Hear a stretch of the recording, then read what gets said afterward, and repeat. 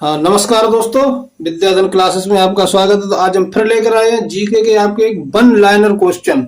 20 ऐसे one liner question है जो आपने बहुत ही कम सुने होंगे और बहुत ही इम्पोर्टेंट है।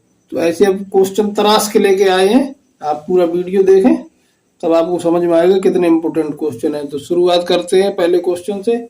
रक्त के उस घटक का नाम बताओ जो संक्रमण से लड़ता है। तो उसको कहते हैं WBC, हिंदी में श्वेत रक्त कणिकाएं, व्हाइट ब्लड कार्पजल या व्हाइट ब्लड सेल्स, कुछ भी कह सकते हैं। तो ये हो गया आपका पहला क्वेश्चन। दूसरा है आपका, बिजली के बल्ब में कौन सी गैस भरी जाती है। तो इसका सही आंसर है आपका नाइट्रोजन गैस। ऐसे तत्व जिनमें धातु और अधातु दोनों के गुण पाए जाते हैं क्या कहलाते हैं। तो वो कहलाते हैं आपके उपधातु।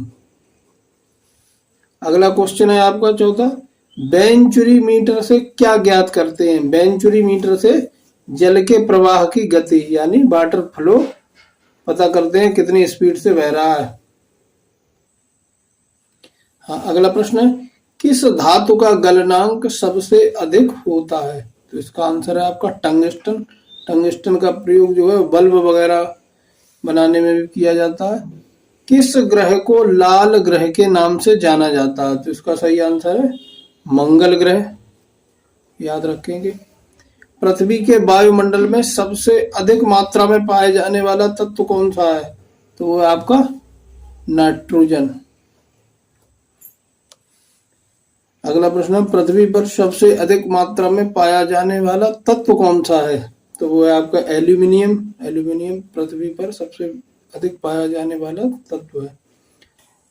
अगला प्रश्न है आपका, मोती किस पदार्थ के बने होते हैं। तो मोती होते हैं कैल्शियम कार्बोनेट के, जो प्राकृतिक मोती होते हैं उनके लिए ये क्वेश्चन है। जैसे प्लास्टिक वाले जो आर्टिफिशियल आते हैं उसका आंसर ये नहीं है। जो जिसको सच्चा मोती बोलते हैं वो बने होते हैं आपके कैल्शियम कार्बोनेट से। 10वां प्रश्न है आपका, ऐसे अंग जो जीवों के पूर्वजों में पूर्ण विकसित थे किंतु अब उपयोग में नहीं आते कहलाते हैं अवशेषी अंग।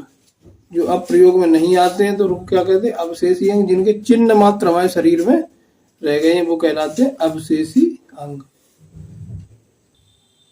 वीडियो बढ़िया लग रही हो, क्वेश्चन एकदम बढ़िया लग रहे हो तो चैनल को सब्सक्राइब कर दीजिए। आगे देखते हैं 11 नंबर प्रश्न है आपका, फलों का अध्ययन क्या कहलाता है। तो फलों का अध्ययन कहलाता है आपका पोमोलॉजी। जीवों के नामकरण की द्विनाम पद्धति किसने प्रतिपादित की थी। तो वैज्ञानिक थे आपके कैरोलस लिनियस। वह कौन सा जीव है जिसमें जंतु एवं पादप दोनों के गुण पाए जाते हैं। तो वो है आपका यूग्लिना। यूग्लिना फोटोसिंथेसिस द्वारा अपना भोजन भी बना लेता है और जीवों जैसे लक्षण भी है, उसमें जनन वगैरह भी वो करता है, तो इसलिए इसमें दोनों गुण पाए जाते हैं।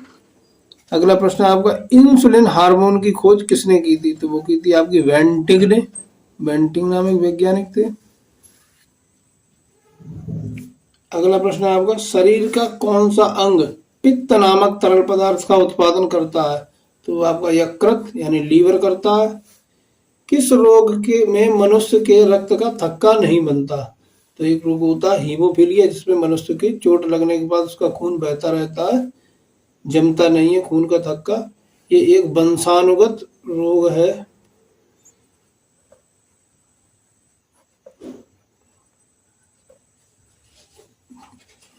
अगला प्रश्न है, किस रोग में मनुष्य लाल हरा रंग नहीं देख पाता। तो वो रोग होता है आपका वर्णांधता। ये भी एक वंशानुगत बीमारी है। अगला प्रश्न है आपका, फार्मेलिन क्या होता है।